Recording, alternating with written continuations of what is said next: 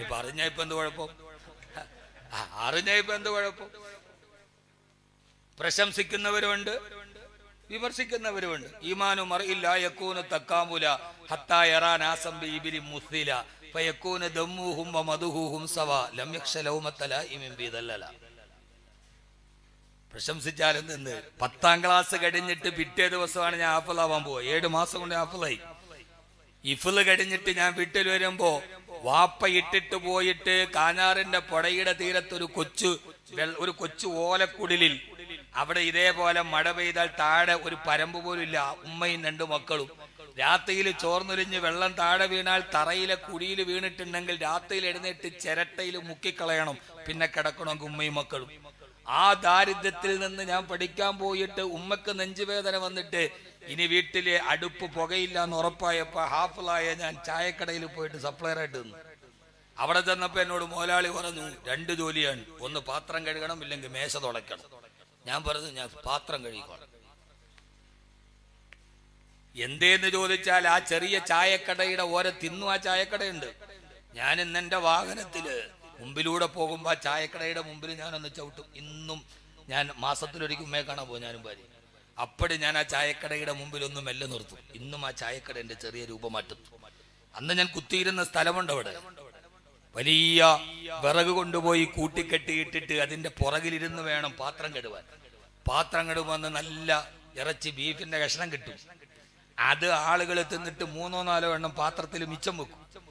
ആരും കാണാതെ വിറക് കൂനയുടെ മറയിലിരുന്നിട്ട് ഒരു തുണ്ട് ഇറച്ചി തിന്നാനുള്ള കൊതിയിൽ എന്റെ 16ാമത്തെ വയസ്സിൽ ആളുകൾ തിന്ന ഉച്ചിട്ട് ഞാൻ ആ വിറകിന്റെ പുറകിലിരുന്നിട്ട് ആർത്തിയോടെ വാരിത്തുന്ന ഒരു കാലം എനിക്ക് കടന്നുപോയിട്ടുണ്ട്. എനിക്ക് പറയാൻ മടിയൊന്നുമില്ല, എന്ത് പടി. പക്ഷേ അവിടെ നിന്ന് ഇന്നെന്റെ റബ്ബ് UAE പ്രസിഡന്റിനെ അതിഥിയായി ഔദ്യോഗിക ബഹുമതിയോടെ കൊണ്ടുപോയി UAE പ്രസിഡന്റിന്റെ പാലസിൽ അദ്ദേഹത്തിന്റെ കൂടെ ഇഫ്താർ വിരുന്നിലിരുത്തി. അതുകൊണ്ട്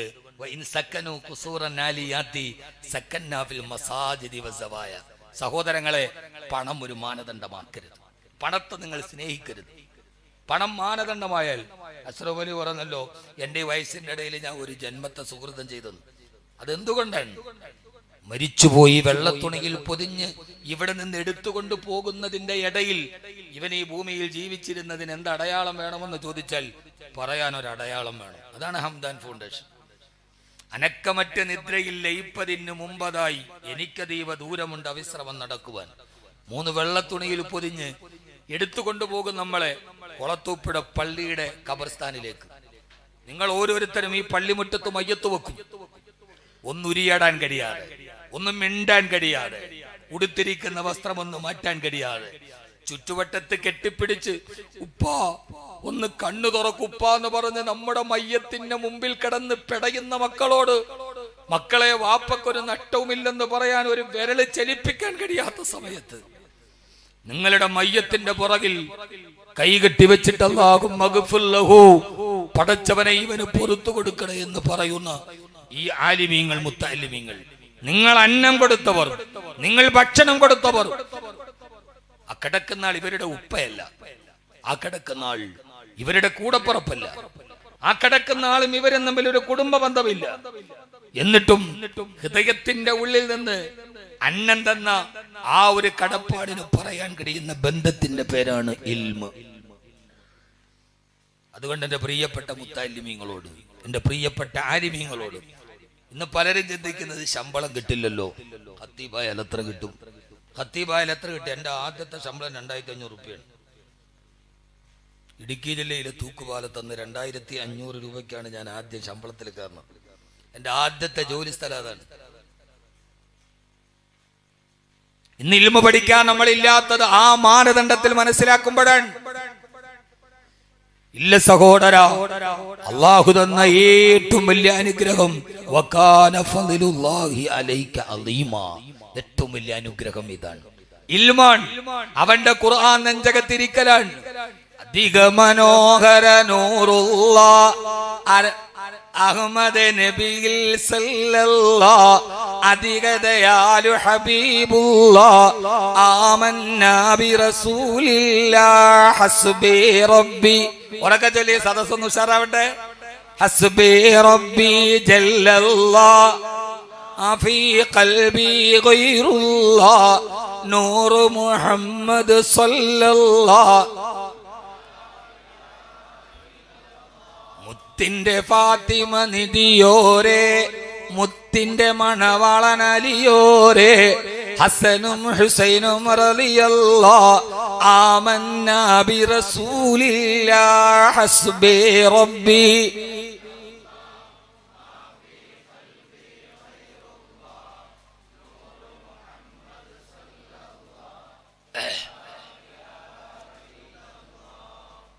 മുത്തലിങ്ങൾ ചെല്ലാത്ത ഏറ്റവും നല്ല ഗായകന്മാര് ദർസിലാണ്.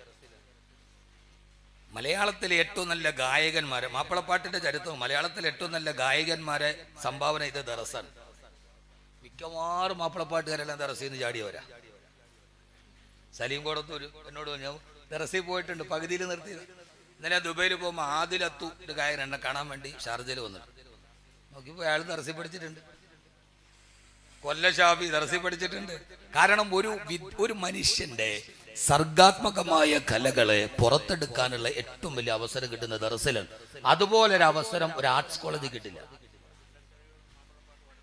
നന്നായിട്ട് മാപ്പിളപ്പാട്ട് പാടുന്നവരുണ്ട്. ആരാണ് നന്നായിട്ട് പാടുന്ന? ആരെ കൂട്ടത്? സുഫേനല്ല. ഇപ്പൊ ഏതായാലും പാടണ്ട, കാരണം എന്റേത് താഴെ പോകുന്നുള്ളതുകൊണ്ട് വേണ്ട. പുള്ളിയെ കൊണ്ട് പാടിച്ചാ പറയല്ലോ അത് കൊള്ളാന്ന് പറഞ്ഞാൽ പിന്നെ ഞാൻ താഴെ പോയില്ല. അള്ളാഹു നമ്മളെ സ്വീകരിക്കുമാറാകട്ടെ. യഥാർത്ഥത്തിൽ ഏറ്റവും മനോഹരമായി അതിന്റെ അവസാനം എന്താ? ആമന്നാ ബി റസൂലില്ലാ, അള്ളാന്റെ റസൂലിനെ ഞങ്ങൾ വിശ്വസിക്കാൻ. ആമന്നാ ബി റസൂലില്ലാ, അള്ളാഹുവിന്റെ റസൂലിനെ ഞങ്ങൾ വിശ്വസിക്കുകയാണ്. ആ വിശ്വാസത്തിലേക്കാണ് നമ്മൾ തിരിച്ചു പോകേണ്ടത്. സമൂഹത്തിന്റെ മുമ്പിൽ ഇത്രമേൽ മനോഹരമായി അള്ളാഹു നമുക്ക് ഇൽമ തന്നു. ആദരവായ പ്രവാചകൻ നബി മുഹമ്മദ് മുസ്തഫ, ഹബീബായ നബി മുഹമ്മദ് മുസ്തഫ സല്ലല്ലാഹു അലൈഹി വസല്ലം വിശുദ്ധ ഖുർആനിലെ സൂറത്തു മുഹമ്മദ് എന്റെ 114 അധ്യായങ്ങളിൽ ഒരു അധ്യായത്തിന് നാമകരണം അതെന്റെ ഹബീബിന്റേതാവണം. ആരാണ് ആദ്യമായി പ്രണയത്തിന്റെ പ്രബുല്ലമായ ഭാഷ പ്രയോഗിച്ചതാരാ? അതെന്റെ ഹബീബാണ്, ഹബീബാണ്, ഹബീബാണ്. അത് ഇമാം ബുസൂരിയുടെ വാക്കുകളല്ല, ഇമാമുന ശാഫി റളിയല്ലാഹു അൻഹുവിന്റെ വാക്കുകളല്ല. ആ അടുപ്പത്തിന് അനാഥമായ ഭാഷയെ അനാവൃതം ചെയ്തതാരാ? ഫകാന ഖാബ ഖൗസൈനി ഔവദിനാ. പ്രണയത്തിന്റെ അടുപ്പത്തിന്റെ ഇഴയകരത്തെ ഇത്രത്തോളം മനോഹരമായി ഖുർആൻ സൂറത്ത് നജ്മിലൂടെ പറയവേ, ആ ഖുർആനിലെ 114 അധ്യായത്തിന്റെ പേര് സൂറത്ത് മുഹമ്മദ്. അധ്യായത്തിന് പേര് വെക്കുമ്പോ പരിമിതി ഉണ്ടാവാം, പക്ഷെ ആയത്തിലത് പ്രകടിപ്പിക്കുമ്പോ പരിമിതി ഇല്ലാത്ത പ്രവചനമാണത്. ആയത്തിലോ മുഹമ്മദുർ റസൂലുള്ളാഹ്, എന്റെ അള്ളാഹുവിന്റെ റസൂലായ മുഹമ്മദ് സല്ലല്ലാഹു അലൈഹി വസല്ലം ഇത്രമേൽ മനോഹരമായ അധ്യായത്തിലെ നാമം മാത്രം അവസാന സൂക്തങ്ങളിൽ ചേർത്ത് പിടിക്കുന്ന പ്രണയത്തിന്റെ അക്ഷരങ്ങൾ തീർന്നില്ല.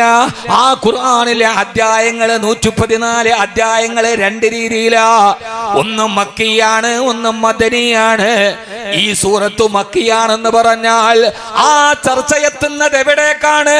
ഈ സൂറത്ത് അവതരിപ്പിക്കപ്പെടുമ്പോ എന്റെ ഹബീബ് മക്കയിലെ പീഡന താടനങ്ങളേറ്റു വല്ലാതെ സങ്കടപ്പെട്ടിരിക്കുന്ന കാലത്താണിത്. ഈ സൂറത്തും മദനിയാന്ന് ചർച്ച വന്നാൽ ആ കട്ടപ്പാടുകളെ കടിഞ്ഞ് മദീനയുടെ മണൽത്തരികളിലേക്ക് ഹബീബ് സ്നേഹത്തിന്റെ സുഗന്ധം ആസ്വദിച്ച് ആശ്വാസത്തിന്റെ തെളിനീരിലിരിക്കുമ്പോഴാണ് ഈ സൂറത്ത് ഇറങ്ങിയത്. എല്ലാ ഖുർആന്റെ ചർച്ചയും ഹബീബിന്റെ പ്രണയത്തിലേക്കാണ് മടങ്ങാ. ഈ ആയത്തിൽ ലൈലിയാണോ എന്ന് ചോദിച്ചാൽ അതിന്റെ അർത്ഥം എന്താ? ഈ ആയത്ത് സഫരിയാണോ എന്ന ചർച്ച വന്നാൽ ഈ ആയത്ത് അവതരിപ്പിക്കും എന്റെ ഹബീബ് ഒട്ടകപ്പുറത്തായിരുന്നു. ഈ ആയത്ത് സഹദരിയാണോ എന്ന ചർച്ച തഫ്സീറിൽ വന്നാൽ അത് മടങ്ങുന്നത് എവിടേക്കാ? ആ സമയത്തിന്റെ ഹബീബ് ഒരു ഈത്തപ്പനമരത്തിന്റെ താഴെ ഇങ്ങനെ വിശ്രമിച്ചിരിക്കുമ്പോഴാ ഈ ആയത്ത് ഹദരിയാണോ സഫരിയാണോ, ഈ ആയത്ത് ലൈലിയാണോ നഹാരിയാണോ, അവസാനിച്ചില്ല ആശിക്കീങ്ങളെ. അള്ളാഹുവിന്റെ ഹബീബിന്റെ ഓരോ അനുഭവങ്ങൾ പോലും വല്ലുഹാ വല്ലൈലി ഇദാ സജാ ആയത്തിറങ്ങുമ്പോ എന്റെ ഹബീബ് മദീനത്തെ ഒരു മധ്യാഹ്നത്തിലായിരുന്നു. ചിലപ്പോൾ എന്റെ ഹബീബിന്റെ ഹൃദയത്തെ പോലും അത് ചേർത്ത് വെച്ചു. അലം നശ്റഹ് ലക സദ്റക, അങ്ങയുടെ നെഞ്ചകമുണ്ടല്ലോ ഈ സമൂഹത്തിന്റെ വരാനിരിക്കുന്ന വൈഷമ്യതകളെ വിഷമതകളെ ഹൃദയത്തിലേറ്റി അങ്ങ് വല്ലാതെ പൊടിഞ്ഞ് കിന്നനായിരുന്ന അദ്ദേഹത്തിന് അങ്ങയുടെ നെഞ്ചുണ്ടല്ലോ നബിയേ. അല്ലദീ അൻകല ലഹ്റക, ഈ ഉമ്മത്തിന്റെ മുഴുവനും ഭാരം ചുമന്ന് നടന്ന അങ്ങയുടെ ചുമലും ഖുർആന്റെ പ്രതിഭാസമല്ലയോ നബിയേ. വലാ തതുറുദില്ലദീന യദഊന വലാ തഉദു ഐനാക അൻഹും വലാ തഉദു ഐനാക അൻഹും. മാൻപേടയുടെ നയനദ്വയങ്ങളെക്കാൾ സൗന്ദര്യം തുളുമ്പി നിൽക്കുന്ന സുറുമയിട്ടില്ലെങ്കിൽ പോലെ വിട്ടുപോലെ തോന്നുമെന്ന് അബൂ ഹുറൈറ റളിയല്ലാഹു അൻഹു പറഞ്ഞ അങ്ങയുടെ രണ്ട് കണ്ണുകളുണ്ടല്ലോ നബിയേ, ആ കണ്ണുകളും ഖുർആന്റെ വിശദീകരണമല്ലയോ ഓ നബിയേ. ഇല്ല ഇല്ല, തീർന്നില്ല. വലാ നബിയേ ഖദ് നറാ തകല്ലുബ വജ്ഹിക ഫിസ്സമാഇ ഫലനുവല്ലിയന്നക ഖിബ്ലതൻ തർലാഹാ. അങ്ങയുടെ കൽബ്, അങ്ങയുടെ മുഖമുണ്ടല്ലോ നബിയേ, 14 രാവിലെ പൗർണമി ചന്ദ്രന്റെ മുഖകമലങ്ങളെ പോലെ സൗന്ദര്യത്തിൽ തോൽപ്പിക്കുന്ന നാണിക്കുന്ന അങ്ങയുടെ സുന്ദരമായ ചാന്ദ്രമുഖത്തിന്റെ സൗന്ദര്യ സ്തോഭമുള്ള മുഖ കമലമുണ്ടല്ലോ നബിയേ. അതും അല്ലാഹുവിന്റെ ഖുർആന്റെ തഫ്സീർ വരുമ്പോൾ നബി തങ്ങളുടെ മുഖകമലമല്ലയോ. തീർന്നില്ല. യാ അയ്യുഹൽ മുസമ്മിലു എന്ന ആയത്തിന് നമ്മൾ തഫ്സീർ ചെയ്യുമ്പോ അപ്പോൾ ഹബീബ് വീട്ടിൽ പുതപ്പ് കരച്ച് കിടക്കുകയാണ്. യാ അയ്യുഹൽ മുദ്ദസിർ ആയത്തിന്റെ തഫ്സീർ വരുമ്പോ എന്റെ ഹബീബ് വിഷമം പിടിച്ച് ഈത്തപ്പന മോലക്കുടിലിൽ കിടക്കുകയാണ്. ഇങ്ങനെ തീർന്നില്ല നബിയേ. ത്വാഹ ഹാമീം യാസീൻ അക്ഷരങ്ങളുടെ പദവിന്യാസങ്ങളുടെ സൗന്ദര്യ സ്തംഭങ്ങളെ വിവരിച്ചെടുക്കുന്ന മനോഹരമായ വാക്കുകളിലൂടെ ഖുർആനിലൂടെ നീളം ചർച്ച ഹബീബിനെ കുറിച്ചിട്ടാണ്. ആ ഹബീബിനെ കുറിച്ച് പറഞ്ഞിട്ടാണ്.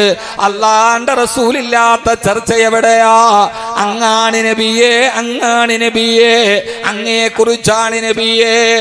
വേണ്ട വലാ തഉദു ഐനാക അൻഹും.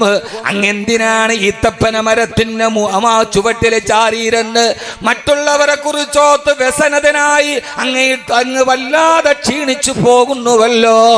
അല്ലാഹു ആ പ്രവാചകന്റെ ഇരുപ്പിന്റെ ഭാവസ്ഥലങ്ങളെ പോലും ചർച്ച ചെയ്യുകയാണ്. എല്ലാ ഇഷ്കും പറഞ്ഞ് അവസാനം എത്തിയിട്ട് എല്ലാ സ്നേഹം കിടക്കുമ്പോൾ സ്നേഹിക്കുന്നവനോടൊരു ചെറിയ ദുഃഖമുണ്ടല്ലോ. അബസവതവല്ല അനജാഹുൽ അമാ. ഇങ്ങനെയൊക്കെയാണെങ്കിലും അന്തൻ വന്ന പങ്ങു മുഖം ചുളിച്ചുവല്ലോ. ആ ചന്ദ്രവദനത്തിന്റെ കവിൾത്തടങ്ങളിൽ ചെറിയ ഏറ്റക്കുറച്ചിലുണ്ടായതുപോലും ലോകത്ത് പ്രണയത്തെ ഇത്രമേൽ വിവരിച്ച ഒരു പ്രണയകാവ്യമേടാ. അല്ലാഹുവിന്റെ റസൂലിന്റെ അതുര മനോഹരമായ ഒരു അല്ലാഹുവിന്റെ റസൂലിന്റെ അതിഗംഭീരമായ സൗന്ദര്യത്തെ പറഞ്ഞതേടാ. അധിക മനോഹര നൂറുള്ള അഹ്മദ് നബിയിൽ സല്ലല്ലാഹു അധിക ദയാലു ഹബീബുല്ലാഹ് ആമന്നാ ബി റസൂലില്ലാഹി ഹസ്ബി റബ്ബി. ആ പാരമ്പര്യത്തിന്റെ പൗരാണികതയുടെ തറവാട്ടിലേക്ക് തിരിച്ചു പോകണം. ഞാനൊക്കെ കേട്ടോളാം. താജുദ്ദീൻ എന്റെ ഉമ്മയെ കുറിച്ച് വളരെ വൈകാരികമായിട്ട് പറഞ്ഞല്ലോ. എന്റെ ഉമ്മ പറഞ്ഞ് പെട്ടതാണ് ഞാൻ. എന്റെ കൊച്ചിളം പ്രായത്തിലെ കൊളത്തൂപ്പുഴയിലെ ഉമ്മമാരോട് തൊട്ടിലി കിടക്കുന്ന പ്രായത്തിൽ ഉമ്മ പറയാണ്, മോനെ അധിക മനോഹര നൂറുള്ള ഹബീബിന്റെ നൂറിനേക്കാൾ അധികം മനോഹരമായതൊന്നില്ല കുട്ടിയെ എന്ന് പറയാം. ബക്കറ്റ് ഇല്ല വേണ്ട ഇൻഷാ അല്ലാഹ് ഇച്ചിരി കൊണ്ട് ഒരു ഞാൻ പറയാം അപ്പൊ എടുക്കാം ഇൻഷാ അല്ലാഹ്. അല്ലാഹു തൗഫീഖ് നൽകട്ടെ. ഒരു മിനിറ്റ് ഞാൻ പറയാം അപ്പൊ എടുക്കാം. ചെറുപ്പത്തിലെ പറഞ്ഞു കൊടുത്തത് എന്താ? നമ്മുടെ മക്കളോട് പറഞ്ഞോ നമ്മള്? അവർക്ക് ഷാറൂഖ് ഖാനും അക്ഷയ് ദേവ് ഖണ്ണും അക്ഷയ് ഖന്നയും ഒക്കെ സൗന്ദര്യമായിട്ട് തോന്നിയത് അധിക മനോഹര നൂറുള്ള ചെറുപ്രായത്തിലെ ഒന്നുമില്ലാത്ത കൽബിലെ ഉമ്മ പറഞ്ഞു തന്നു, അധിക മനോഹര നൂറുള്ള അള്ളാന്റെ റസൂലിനേക്കാൾ വലിയ അധിക മനോഹരമുള്ളതൊന്നും ഇല്ല. നിങ്ങൾ കേട്ടിട്ടില്ല? അത് കേട്ടില്ല? നിങ്ങൾ കേട്ടിട്ടില്ല? അല്ലാഹു അക്ബർ. പടച്ചോനങ്ങൾ ഈ തമിഴ്നാടിന്റെ അടുത്ത് കിടന്നിട്ട് കേട്ടിട്ടില്ല? ഒരു തമിഴ് ചൊവ്വയുള്ള അടുത്ത നമ്മുടെ നാടൊക്കെ ഈ കാഞ്ഞാറ്, മൂവാറ്റുപുഴ, ഈരാറ്റുപേട്ടയൊക്കെ കുറച്ച് തമിഴ് സാന്നിധ്യമുള്ള സ്ഥലമാണ്. അവിടെ സംസാരം തന്നെ തമിഴാണ്. പകുതി തമിഴും പകുതി മലയാളമാണ്. സാമ്പാർ ഊത്തടാ ഊത്ത്, കസനം വിളുന്താട്ടാ വിളുന്തോട്ടെന്ന് പറയും. അപ്പൊ അവിടെയാണ് കൂടുതലും ഇത് കൊണ്ടുവന്ന് തമിഴ്നാട്ടിൽ നിന്ന് വന്ന ആശിക്കീങ്ങളാണിത്. ആദരവായ പ്രവാചകൻ നബി മുഹമ്മദ് മുസ്തഫ സല്ലല്ലാഹു അലൈഹി വസല്ലമ അല്ലാഹുവിന്റെ റസൂല് വഫാത്തായി മദീന മുഴുവനും തേങ്ങിപ്പോയ ആ മനോഹരമായ മദീന ഏറ്റവും വലിയ അഗാധമായ വിരഹത്തിലോട്ട് കടന്നുപോയ അല്ലാഹുവിന്റെ റസൂലിനെ റൗളാ ശരീഫിൽ ഖബറടക്കി കഴിഞ്ഞപ്പോ 10,000-കണക്കിന് ആളുകൾ മദീനയിൽ അവരുടെ കവിൾത്തടത്തിലൂടെ കണ്ണുനീര് തടം തല്ലിയാ തുടങ്ങി. തങ്ങളുടെ പ്രിയപ്പെട്ട നായകൻ ഈ ലോകത്ത് നിന്ന് വിട പറഞ്ഞു പോയി എന്നവരുടെ മനസ്സ് സമ്മതിക്കാതെ ആ മദീനയിലെ ഈ തപ്പന മരങ്ങൾ പോലും അവിടുത്തെ സങ്കടത്തിൽ നിശബ്ദരായി നിൽക്കുവോളം ഒരു ചെറിയ തൂമഞ്ഞു പോലുമില്ല, ഒരു ശീൽക്കാര ശബ്ദമില്ല.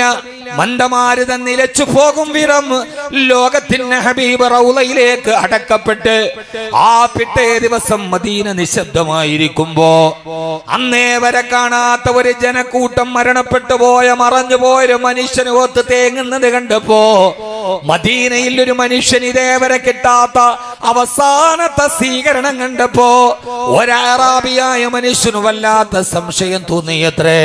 അല്ലാഹുവിന്റെ റസൂലിനെ റൗളാ ശരീഫിൽ ഖബറടക്കിയത് ശേഷം ആ മദീന കണ്ട ഏറ്റവും വലിയ വിലാപ യാത്ര കണ്ട് ആ മനുഷ്യൻ നേരെ മസ്ജിദുൻ നബവിയിൽ അബൂ ഹുറൈറ റളിയല്ലാഹു അൻഹുവിന്റെ അടുക്കൽ വന്നുവത്രേ. എന്നിട്ട് അയാൾ ചോദിച്ചു, അബൂ ഹുറൈറ, ഈ മുഹമ്മദിന്റെ വിരഹത്തിൽ ഇത്രമേൽ സല്ലല്ലാഹു അലൈഹി വസല്ലം ഈ ജനം വിലപിക്കാൻ കാരണമെന്ത്? ഒരു ചക്രവർത്തിക്ക് ഇതേവരെ കണ്ടിട്ടില്ലാത്ത, ഒരു നേതാവിന് അനുയായികൾ കൊടുത്തിട്ടില്ലാത്ത ഈ വലിയ ഒരു യാത്രയപ്പ് എങ്ങനെയാണ് ഈ പ്രവാചകന് കിട്ടിയത്? ഇദ്ദേഹം ഞങ്ങളുടെ ഇടയിൽ ജീവിച്ച ആളാണ്. ഞങ്ങൾക്ക് അദ്ദേഹത്തിന്റെ ഉമ്മയെ അറിയാം, ബാപ്പയെ അറിയാം, കബീലെ അറിയാം. പിന്നെ എന്താണ് ഇത്രമേൽ വലിയ ആദരവും സ്നേഹവും കിട്ടാൻ? ഈ മുഹമ്മദ് സല്ലല്ലാഹു അലൈഹി വസല്ലമക്ക് അള്ളാഹ് കിട്ടിയ ഏറ്റവും വലിയ ബഹുമതി ഏതാണെന്ന് ചോദിക്കവേ അബൂ ഹുറൈറ റളിയല്ലാഹു തആല അൻഹു പറഞ്ഞു, ആ ഹബീബായ നബി തങ്ങൾക്ക് കിട്ടിയ ഏറ്റവും വലിയ അംഗീകാരവും ബഹുമതിയും ഏതാണ് എന്നെനിക്ക് ഒറ്റ വാക്കിൽ പറയാൻ കഴിയില്ല. അത് പറയാൻ കഴിയുന്ന ഒരേ ഒരാൾ ജീവിച്ചിരിപ്പുണ്ട്. അത് മറ്റാരുമല്ല, ഹബീബിന്റെ പ്രിയ പത്നി അല്ലാഹുവിന്റെ റസൂലിന്റെ ഏറ്റവും പ്രധാനപ്പെട്ട ജീവിതത്തെ ഒപ്പിയെടുത്തു തന്ന മഹദിയായ ഉമ്മുന ആയിഷത്തു സിദ്ദീഖ റളിയല്ലാഹു അൻഹാ. അതുകൊണ്ട് ആയിഷ ബീവിയോട് ചോദിക്ക്, ആ സഹാബാക്കളും മെഹ്റാബിയും കൂടി ചുരുക്കി പറയാ സമയത്തിന്റെ പരിമിതി കൊണ്ട് മദീനയുടെ വള്ളിക്കുടിലെത്തി ആയിഷ റളിയല്ലാഹു അൻഹയോട് ചോദിച്ചു, ആയിഷ, അല്ലാഹുവിന്റെ റസൂലിന് കിട്ടിയ ഏറ്റവും വലിയ ബഹുമതി ഏതെന്ന് പറയാമോ? ആയിഷ റളിയല്ലാഹു തആല അൻഹാ യുദ്ധത്തിന് വേണ്ടി പോകുമ്പോ റളിയല്ലാഹു തആല ചോദിച്ചു, വല്ല യാ റസൂലല്ലാഹ്, ഈ ഭൂമി ലോകത്ത് അങ്ങേക്ക് ഏറ്റവും ഇഷ്ടമുള്ളത് ആരോടാണെന്ന്. ഇഷ്ടത്തിന്റെ പരിച്ഛേദത്തെ തന്റെ ജീവിതത്തിൽ പകർത്തി പറയുമ്പോ രണ്ടാമതൊരു പേരാലോചിക്കാടെ മുത്ത ഹബീബ് സല്ലല്ലാഹു അലൈഹി വസല്ലം പറഞ്ഞ പേരുണ്ട്. അത് മറ്റാരുമല്ല, ആയിഷ. അതെന്റെ ആയിഷയാണ്. അള്ളാഹുവിന്റെ റസൂലിനെ ഏറ്റവും പ്രിയങ്കരിയായി പ്രിയപ്പെട്ടവളായി ജീവിതത്തിൽ നെടല് പോലെ നടന്നുപോയ ആയിഷ റളിയല്ലാഹു തആല അൻഹ. ആയിഷ ബീവിയുടെ മറുപടി ഇല്ല ഇല്ല ഇല്ല ഇല്ല, പറയാൻ എനിക്ക് സാധ്യമല്ല. ഹബീബായ നബി തങ്ങൾക്ക് കിട്ടിയ ഏറ്റവും വലിയ ബഹുമതി ഏതാ? നിങ്ങൾ വേണമെങ്കിൽ അള്ളാഹുവിന്റെ റസൂലിന്റെ കരളിന്റെ കഷണത്തോട് ചോദിച്ചോളൂ. അങ്ങകലെ ഒരാൾ ഇരിക്കുന്നുണ്ട്, വേർപിരിക്കാൻ കഴിയാത്ത വിധം ചേർന്ന് നിന്ന ഒരു പൊന്നുമോൾ, ഹബീബിന്റെ മുത്തുമോള് ഫാത്തിമ റളിയല്ലാഹു തആല അൻഹ. ആ ഫാത്തിമ ബീവിയോട് ചോദിച്ചാൽ ഉപ്പാക്ക് കിട്ടിയ ബഹുമതി മകൾക്കറിയാതിരിക്കുമോ? ആരെങ്കിലും ഫാത്തിമയെ വേദനിപ്പിച്ചാൽ എന്നെ വേദനിപ്പിച്ചതുപോലെ ആരെങ്കിലും എന്റെ പൊന്നുമോളെ സങ്കടപ്പെടുത്തിയാൽ അതെന്നെ സങ്കടപ്പെടുത്തിയതുപോലെ വാപ്പയും മകളും തമ്മിലുള്ള ഏറ്റവും വലിയ അനുകരണവും അനുരണനവും അനുച്ഛേദവും കണ്ട ലോക ചരിത്രത്തിലെ ഏറ്റവും നല്ല സാദൃശ്യമുള്ള മോളും ഉമ്മയും മോളും വാപ്പയും. ഫാത്തിമ ബീവി ഇങ്ങനെ വരുന്നത് കണ്ടാൽ ഹബീബാണോ എന്ന് തോന്നും, ഹബീബ് വരുന്നത് കണ്ടാൽ ഫാത്തിമയാണോ എന്ന് തോന്നും. സ്നേഹപരിച്ഛേദനത്തിന്റെ പരസ്പര പൂരകമായ ബന്ധങ്ങൾ വാപ്പയും മോളും തമ്മിൽ അങ്ങനെ ഒന്നുണ്ട്. മോള് വരുന്നത് കണ്ടാൽ വാപ്പയാണെന്ന് തോന്നും, വാപ്പാന്റെ നടത്തം കണ്ടാൽ മോളാണോ എന്ന് തോന്നും. അങ്ങനെ ചില അഭേദ്യമായ ബന്ധമുണ്ട്. മീര സാഹിബ് മരിച്ചു നിങ്ങൾ ആരെങ്കിലും പറയോ? മോനെ കാണുമ്പോ പറയോ? നടത്തം, ഭാവം, ചിരി, പരിച്ഛേദം, മുഖം എല്ലാം. വാപ്പ അതേപോലെ തന്നെ, താടി വരെ.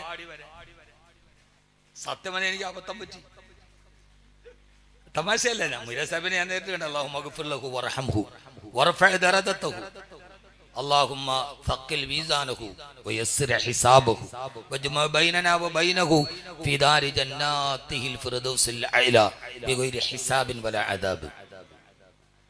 അത്രമേൽ സാദൃശ്യമുണ്ട് വാപ്പയും മകനും തമ്മിൽ.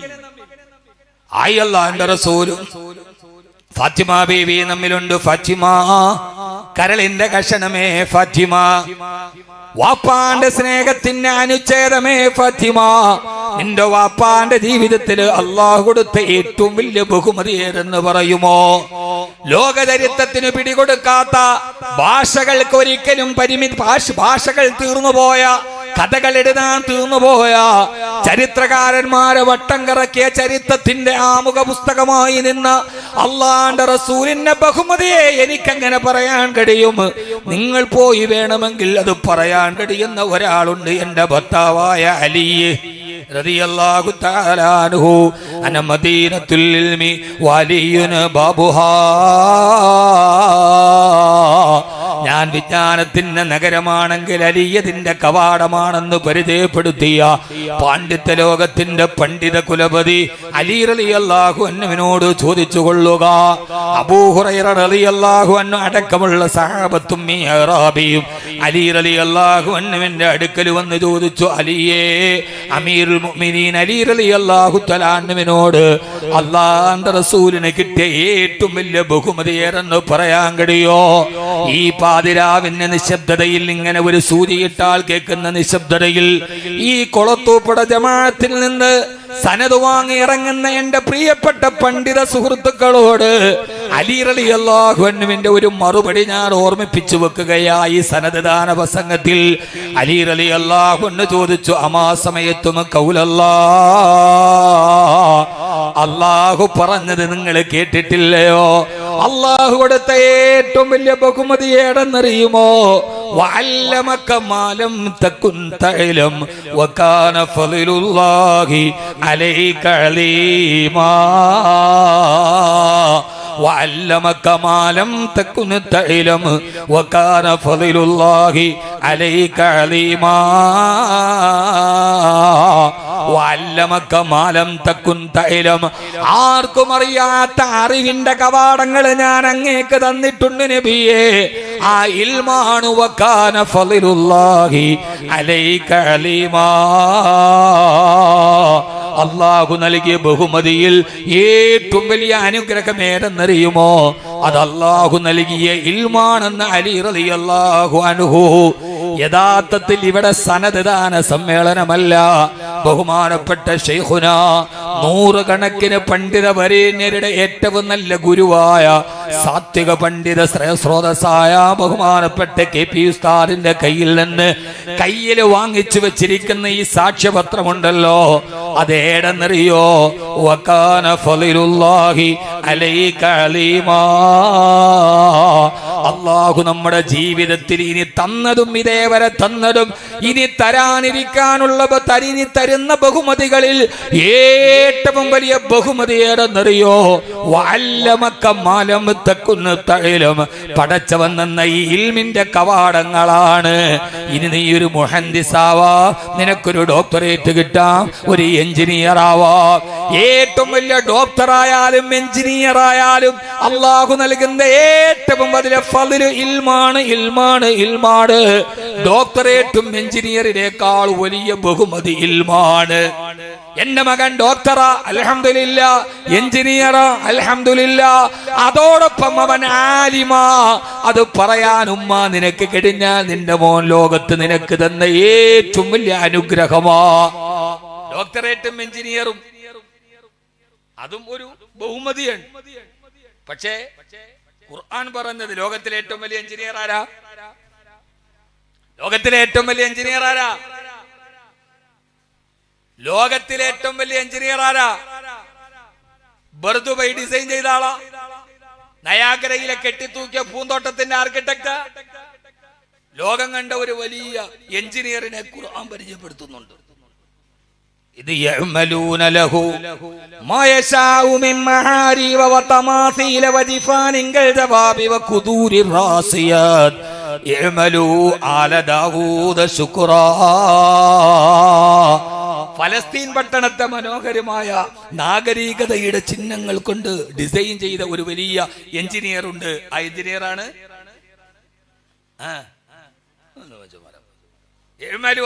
ദാവൂദ് നബിയാണ് ഏറ്റവും വലിയ എഞ്ചിനീയർ. ഫലസ്തീൻ പട്ടണത്തെ മനോഹരമായി ഡിസൈൻ ചെയ്ത ആർക്കിടെക്ചർ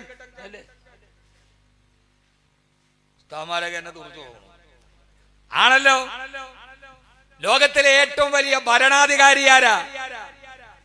ഇപ്പൊ പരസ്പരം അടികൂടുന്ന ട്രൂഡോയും നമ്മുടെ പ്രധാനമന്ത്രിയാ. ലോകം അടക്കി ഭരിച്ച 4 രാജാക്കന്മാർ, അതിലൊരാളാണ് കിങ് സോളമൻ, സുലൈമാൻ നബി അലൈഹി സ്വലാത്തു വസ്സലാം. ലോകം മുഴുവനും അടക്കി ഭരിച്ച കാച്ചിനെ വാഹനമാക്കിയ റോൾസ് റോയ്സ് ഒന്നുമല്ല, മേബാക്കല്ല. നമ്മൾ വിചാരിക്കണം എന്താ പടച്ചോനെ മൂല്യരായിട്ട് ഇതൊന്നും കിട്ടിയില്ലല്ലോ എന്നാണ്.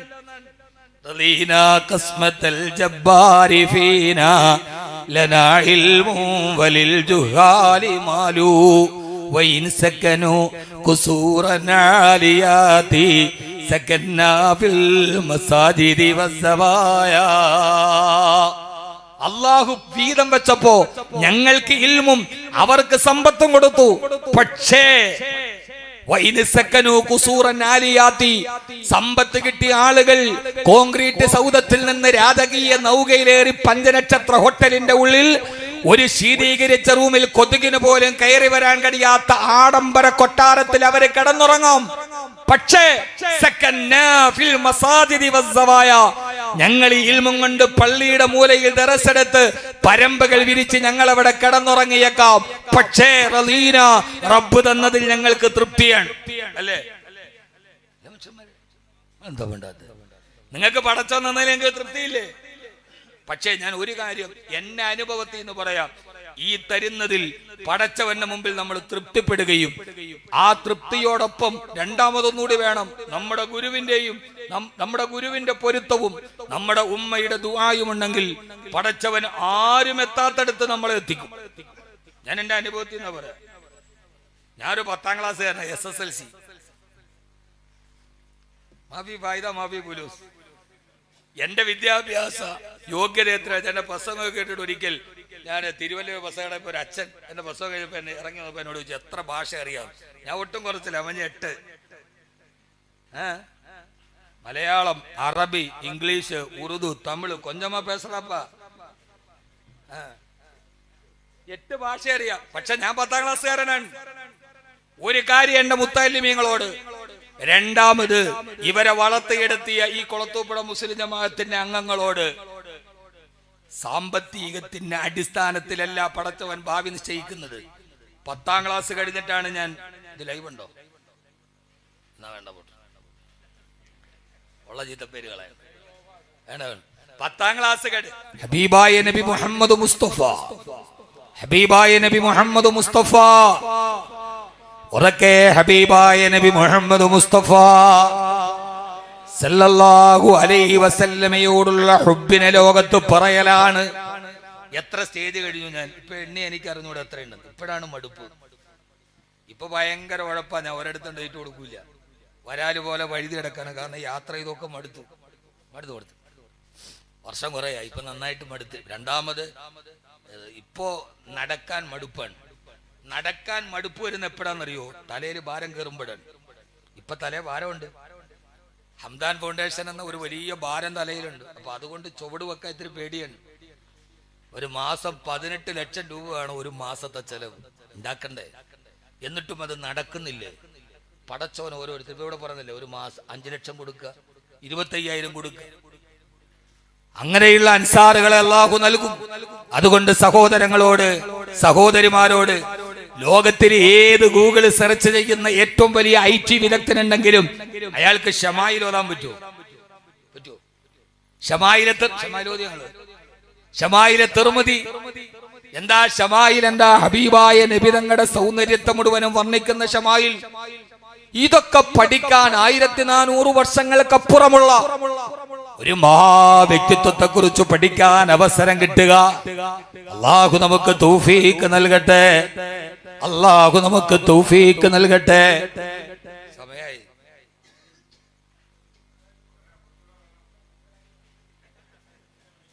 ഇത്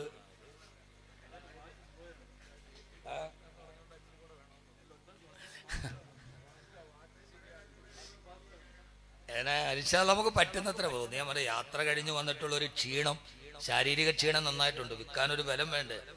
ഇത്രയും വലിയ യാത്ര കഴിഞ്ഞു വന്നിട്ട് പിന്നെ ഇങ്ങനെ പ്രസംഗിക്കാന്ന് പറയും. യാത്രയൊന്നും ഇല്ല, നല്ല പകലൊക്കെ വിശ്രമിച്ചിട്ടാണ്, വൈകുന്നേരം ഉഷാറാണ്.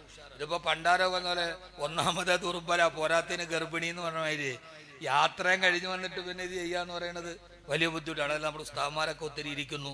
അവരൊക്കെ 4 മണിക്ക് വന്നവരാണ്, അവർക്കൊക്കെ പോണം. അല്ലാഹു നമ്മളെ സ്വീകരിക്കട്ടെ. അതുകൊണ്ട് 2 കാര്യവും, ഒരു സനദ്ദാന പ്രഭാഷണം നടത്താൻ ഞാൻ അത്ര ഇൽമുള്ള ആളല്ല, എന്നാൽ ഇഷ്ക് പറയാൻ ഞാൻ അതുമല്ല, പ്രണയം പറയാൻ ഞാനൊരു പ്രണയിനിയല്ല, പ്രഭാഷണം പറയാൻ ഞാനൊരു പ്രഭാഷകനല്ല, വൈദഗ്ധ്യം പറയാൻ ഞാനൊരു വിദഗ്ധനല്ല, നന്മകൾ പറയാൻ ഞാനൊരു നന്മ ചെയ്യുന്നവനല്ല. പിന്നെ ഞാൻ ആരാ? ഈ ഒരു ദരിദ്രന്റെ വിഷയദാരിദ്ര്യത്തിന്റെ ബാലാരിട്ടതകളിൽ നിന്ന് പറയുന്ന ഒന്ന് ഏറ്റവും വലിയ അനുഗ്രഹം. ഈ ഉസ്താദന്മാരോട് നിങ്ങൾ ചോദിച്ചു നോക്ക്, എത്ര നാൾ ദറസെടുത്തു? അസ്ലം അലി 26 വർഷമായി, താജുദ്ദീൻ മൗലവി 16, കാട്ടുപുശ്ശേരിയിൽ അദ്ദേഹം ഖത്തീബും മുദരിസും, ഞാൻ കാരാളി ഗുണത്തെ ഖത്തീബ്. പക്ഷെ അദ്ദേഹം അന്ന് ഇതുപോലെ തന്നെ ഇരിക്കുകയാണ്. മാഷാ അല്ലാഹ്, സന്തൂർ വെച്ചാൽ വിളിക്കണമെന്ന് തോന്നുന്നു. അൽഹംദുലില്ലാഹ്, ആ പ്രസന്നത യുവത്വവും ഒക്കെ അല്ലാഹു നിലനിർത്തി കൊടുക്കട്ടെ. അന്ന് ഇതുപോലെ. പക്ഷേ ദറസൊരു ലഹരിയാവും. ദറസൊരു പ്രണയം എന്ന് പറഞ്ഞാൽ അത് കാമുകിക്ക് മാത്രമല്ല. നിങ്ങൾ വിചാരിക്കുന്ന ഒരു പെണ്ണിനോടുള്ളതാണ് പ്രണയം എന്നാണ്. അല്ല, ലഹരി എന്നത് പലതാണ്. ദറസൊരു ലഹരിയാവും. വിദ്യാർത്ഥികളോട് ശമായിൽ ഓതി കൊടുക്കുമ്പോ, ബുഖാരി ഓതുമ്പോ ആ ലഹരി ഞാൻ ഇപ്പൊ അനുഭവിക്കുന്നുണ്ട്. ബുഖാരി ദറസെടുക്കുന്ന ഞാനാണ്.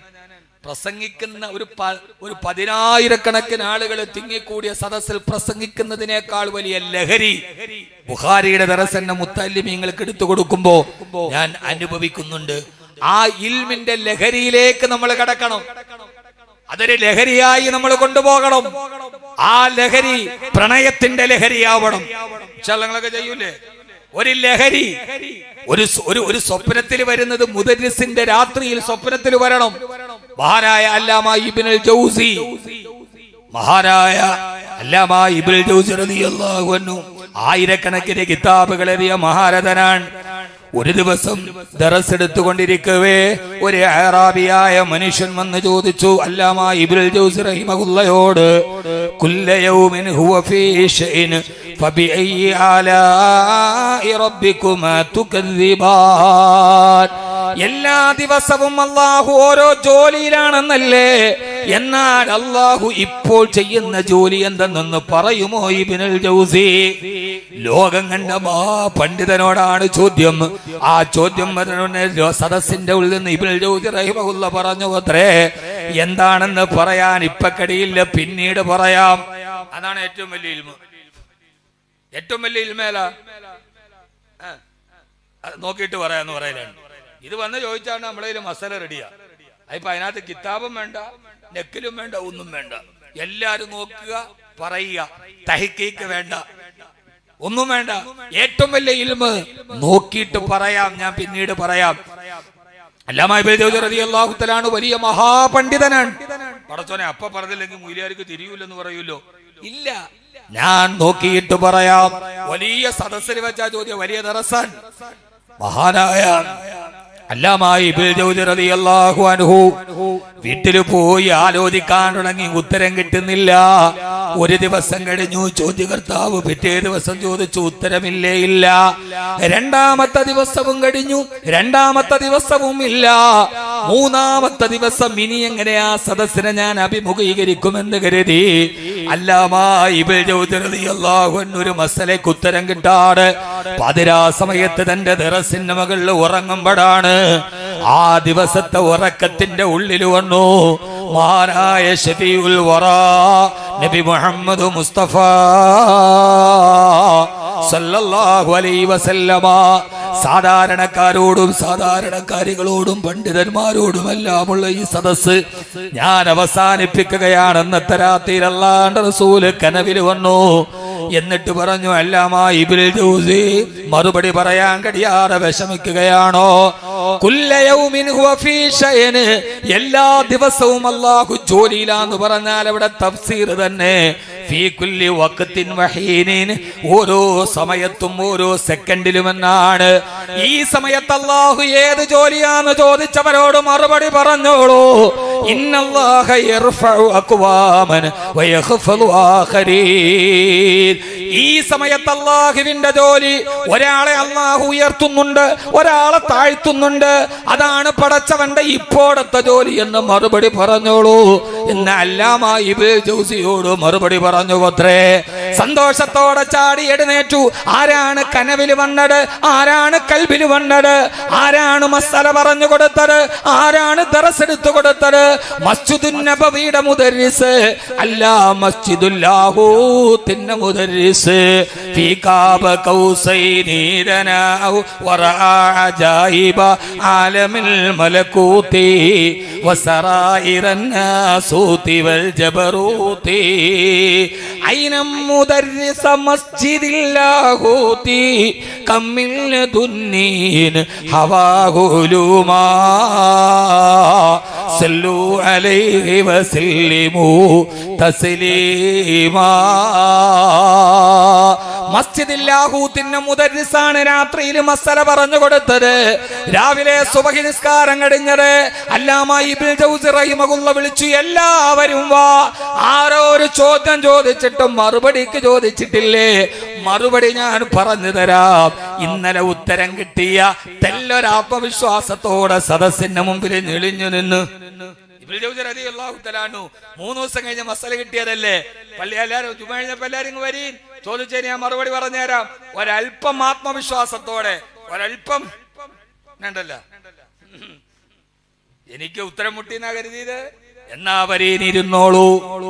അറാബിയോട് ചോദിച്ച്, ഗ്രാമീണനോട് ചോദിച്ചു, അറിയണോ ഇപ്പൊ അല്ലാഹു ചെയ്യുന്ന ജോലി? ചിലരെ അല്ലാഹു ഉയർത്തുന്നുണ്ട്, ചിലരെ അല്ലാഹു താഴ്ത്തുന്നുണ്ട്. അതാണ് ഇപ്പൊ UAE ഒരാൾക്ക് വിസ അടിച്ചിട്ടുണ്ടാകും, വേറൊരുത്തന്നെ ക്യാൻസൽ ആയിട്ടുണ്ടാവും. ഒരാളെ അല്ലാഹു ഉയർത്തുന്നുണ്ട്, ഒരാളെ അല്ലാഹു താഴ്ത്തുന്നുണ്ട്. കട അടച്ചപ്പോ ഒരാൾക്ക് ലാഭം, അപ്പുറത്തെ കടയില് നഷ്ടം. ഒരേ സമയത്ത് ഇത് നടക്കും. ഒരാളുടെ വിസ അടിച്ചു, ഒരാളുടെ ഒന്ന് ക്യാൻസലായി, ഒരുത്തന്റെ പെണ്ണ് പെറ്റു, മറ്റേത് പോയി. ചിലരെ ഉയർത്തും, ചിലരെ താഴ്ത്തും. ഒരേ സമയത്ത് പടച്ചോണ്ട ജോലി അതാണ്.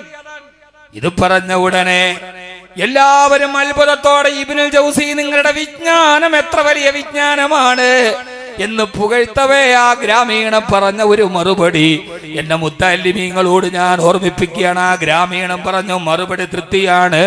പക്ഷേ അല്ലാമാ ഇബ്നുൽ ജൗസി അക്തിറു മിനസ്സലാത്തി വസ്സലാം അലാ മൻ അംബക ഹാദാ ഫിൽ മനാം. അല്ലാമാ ഇബ്നുൽ ജൗസി അക്തിറു മിനസ്സലാത്തി വസ്സലാം, ധാരാളം സലാത്തുകൾ ഉറക്കെ ചൊല്ലിക്കോളൂ.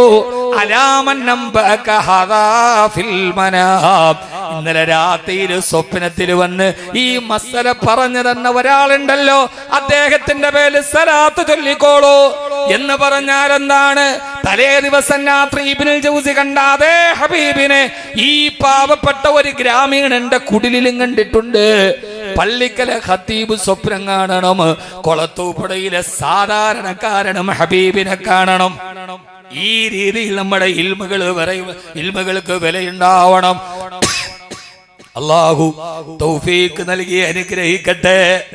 സ്വപ്നത്തിൽ കാണാൻ താജുദ്ദീൻ ഉസ്താദിനെ കണ്ടുപിടിച്ച് കണ്ടത് മാത്രമല്ല, കേട്ടോ മാത്രമല്ല, സ്വപ്നത്തിൽ വന്ന് അല്ലാഹുവിന്റെ റസൂല് ഹല്ല് ചെയ്തു തരണം. എത്രയോ മഹാന്മാർക്ക് ചെയ്തിട്ടുണ്ട്, എത്രയെത്ര ഭാരതന്മാർ. അല്ലാഹു സ്വപ്നത്തിൽ കാണാൻ തൗഫീഖ് നൽകട്ടെ. ആമീൻ പറയും മനുഷ്യന്മാരെ. അല്ലാഹു സ്വപ്നത്തിൽ കാണാൻ തൗഫീഖ് നൽകട്ടെ. നമുക്ക് അവസാനിപ്പിക്കാം. അല്ലാഹു സ്വപ്നത്തിൽ കാണാൻ തൗഫീഖ് നൽകട്ടെ. ഹയ്യിൽ കയ്യൂമായവരിൽ ഹംദുകളോതി ഹബീബവരിൽ ഹാമീമൈൻ സീന ഖാഫദിനിൽ ആമന്നാ ബിറസൂലില്ലാഹി ഹസ്ബി റബ്ബി.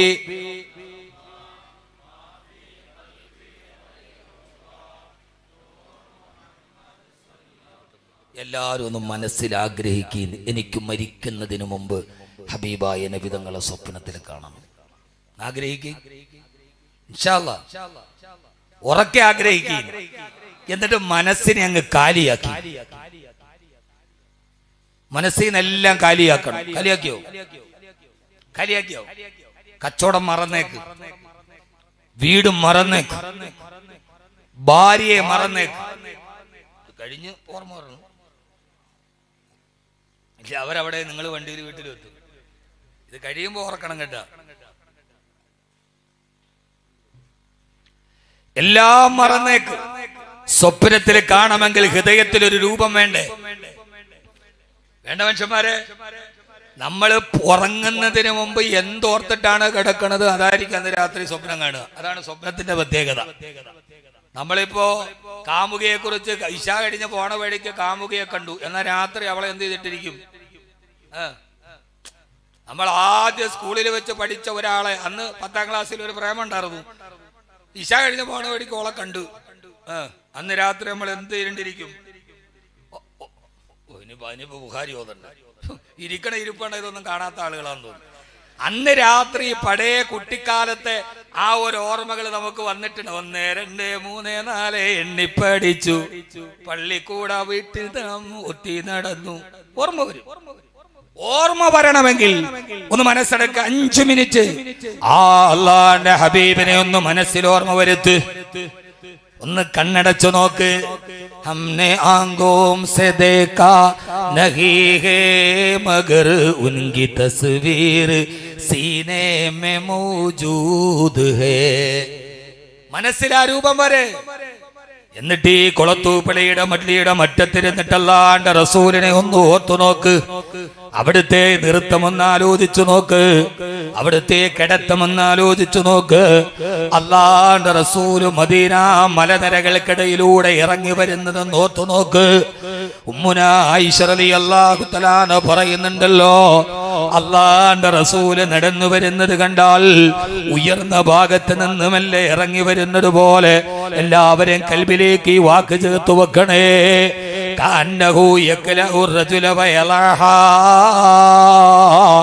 ഒരു കാലെടുത്ത് മുമ്പോട്ട് വെച്ചാൽ അതേ സമീകൃത അകലത്തിൽ തന്നെ അടുത്ത കാലുകൾ എടുത്തോട്ട് വെച്ച് പ്രാവിൻ കൂട്ടങ്ങൾ പോകുന്നത് പോലെ ഹബീബ് നടക്കു വരുന്നത് കണ്ടാൽ തോന്നാറുണ്ടത്രേ.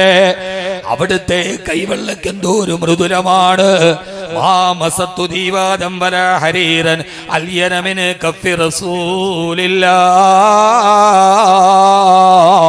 എന്റെ ഹബീബിന്റെ കൈവെള്ളയേക്കാൾ മൃദുലമായൊരു പട്ടുവസ്ത്രത്തിൽ എന്റെ കരസ്പർശം ഉണ്ടായിട്ടില്ലെന്ന് അനസ് റളിയല്ലാഹു തആല അൻഹു പറഞ്ഞ ഹബീബിന്റെ കൈവെള്ളയൊന്ന് ആലോചിച്ചു നോക്ക്.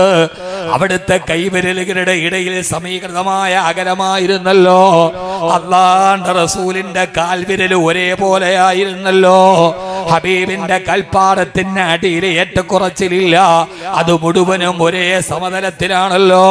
ഹബീബിന്റെ കൽപ്പാടത്തിന് മുകളിൽ അല്പം വെള്ളമൊഴിച്ചാൽ ആ വെള്ളം മുഴുവനും ഒരു തടസ്സമില്ലാതെ ഒഴുകി വരുമല്ലോ.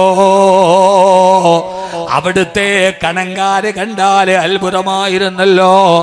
ആ ഹബീബിന്റെ കവിൾത്തടത്തിന് എന്തോ ഒരു സൗന്ദര്യമാണ്, അവിടുത്തെ കണ്ണുകൾക്ക് എന്തോ ഒരു ചന്തമാണ്.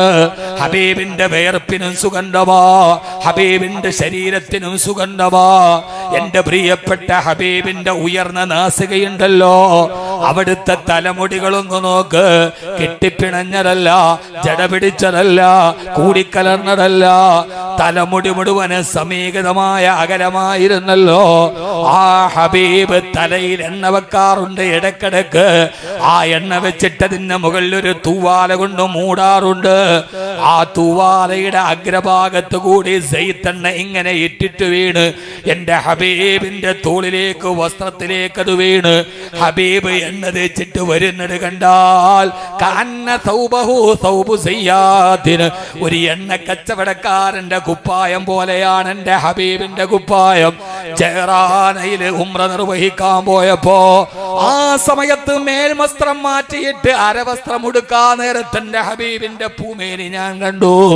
ഒരു വിഗ്രഹം ഇങ്ങനെ കടഞ്ഞെടുത്തു വെച്ചതുപോലെ എന്റെ ഹബീബിന്റെ കഴുത്ത് കണ്ടപ്പോ ഒരു വെള്ളിയുടേതുപോലെ, അതിന് താഴ്ചയില്ല, കുടികളില്ല, ഒരേ അകലമാണ്. എന്റെ ഹബീബിന്റെ ശരീരം രോമാവൃതമല്ല, എന്നാലും നെഞ്ചിന്റെ ഭാഗത്ത് നിന്ന് പൊക്കിള് വരെ ഒരു ചെറിയ ഒരു രോമത്തിന്റെ വരിയുണ്ടേ.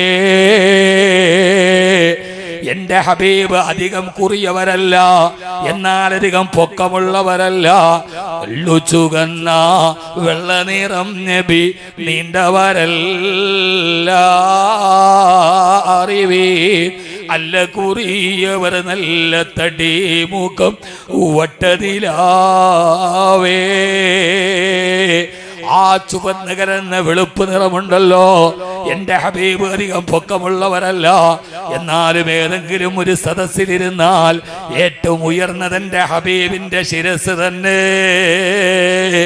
എന്റെ ഹബീബ് ഉയർന്നവരായിരുന്നു.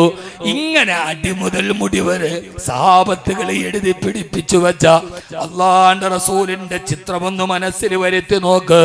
എന്നിട്ട് ഇമാമുടെ മദ്ഹബിന്റെ ഇമാമായ ഇമാമുന ശാഫി റളിയല്ലാഹു അൻഹു പറഞ്ഞതുപോലെ എനിക്ക് വല്ലാത്ത ദുഃഖമുണ്ടാകും അന്ന് രാത്രി ഹബീബിന്റെ സ്വപ്നത്തിൽ വരും. എന്നിട്ട് പറയും ഇമാമുന ശാഫിയോട്, അനലഹുറുക അനലഹുറുക അനലഹുറുക, ഞാനാണ് നിന്റെ മുതുക് വീഴാൻ പോകുന്ന നേരത്ത് നിന്നെ പിടിച്ചു നിർത്താൻ ഞാനുണ്ടെന്ന് എന്റെ ഹബീബ് പറയാറുണ്ടെന്ന് പറഞ്ഞ ഇമാമുന ശാഫി റളിയല്ലാഹു അൻഹുവിനെ പോലെ വീഴാൻ പോകുമ്പോ, പെങ്ങളെ കണ്ണ് നിറയുമ്പോ, കാല് പതറുമ്പോ, ഹൃദയം വല്ലാതെ പെടയുമ്പോ, ജീവിതത്തിൽ പിടിച്ചു നിൽക്കാൻ കഴിയാതെ വരുമ്പോ, ആറ്റിങ്ങലിൽ ഒരു ഉമ്മയുടെ മോന് വയനാട് വെറ്റിനറി ഡോക്ടറാവാൻ പോയി. പാതിരാത്രിയിൽ പൊന്നുമ്മയ്ക്ക് ഫോൺ കോൾ വന്നു, മോൻ ആക്സിഡന്റിൽ പെട്ടു. കരഞ്ഞു കലഞ്ഞ് നിലവിളിച്ച ഉമ്മയുടെ ചാരത്ത് അയൽപക്കക്കാരെത്തി. കുറെ കഴിഞ്ഞ അടുത്ത ഫോൺ കോൾ, ഉമ്മയുടെ പൊന്നുമോനെ ലോകത്ത് നിന്ന് വിട പറഞ്ഞു പോയി. കൺമണി, ആറ്റിങ്ങലിൽ നിന്ന് ആണുങ്ങൾ പോയി മയ്യത്ത് കൊണ്ടുവരാണ് വയനാടിലേക്ക്. അയൽപക്കത്തെ പെണ്ണുങ്ങള് നെഞ്ചു പൊടിഞ്ഞ് കരയുന്ന ഉമ്മാടെ ചുട്ടുവട്ടത്തിരുന്ന് ആശ്വസിച്ചു. സമയം കുറെ കഴിഞ്ഞു പോയി. എല്ലാവരും ഉറക്കത്തിന്റെ മയക്കത്തിലേക്ക് പോയി.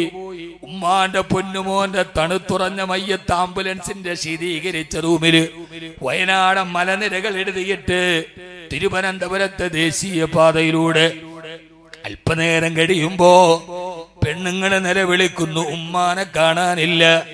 എവിടെയാണ് ഉമ്മ പോയതെന്നറിയില്ല. വയനാടേക്ക് ഫോൺ ചെന്നു, ഉമ്മയുടെ മോന്റെ ഉമ്മയെ കാണാനില്ല, എവിടെയെന്നറിയില്ല.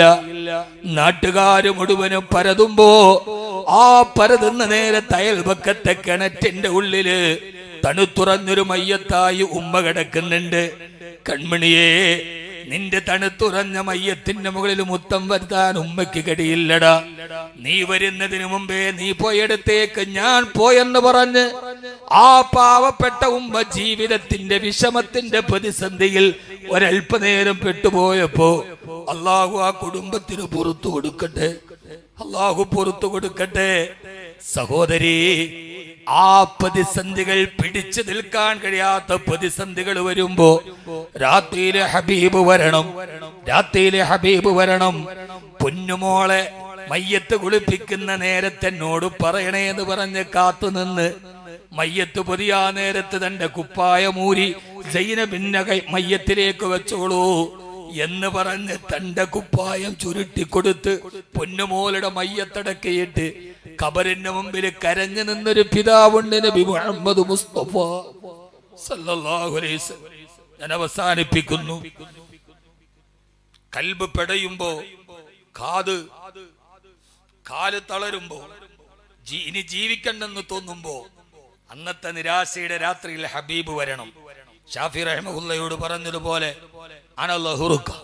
ഞാനുണ്ട് നിന്റെ കൂടെ, നീ തളരണ്ടെന്ന് പറയുന്ന ആത്മീയ ഔന്നത്യത്തിന്റെ തലങ്ങളിലേക്ക് നമ്മുടെ ചിന്തകൾ, നമ്മുടെ അമലുകൾ, നമ്മുടെ സലാത്തുകൾ, നമ്മുടെ ദിക്റുകൾ, നമ്മുടെ സദഖകൾ എത്തിക്കണം. അല്ലാഹു സുബ്ഹാനഹു വ തആല തൗഫീഖ് നൽകട്ടെ എന്ന ദുആയോടുകൂടി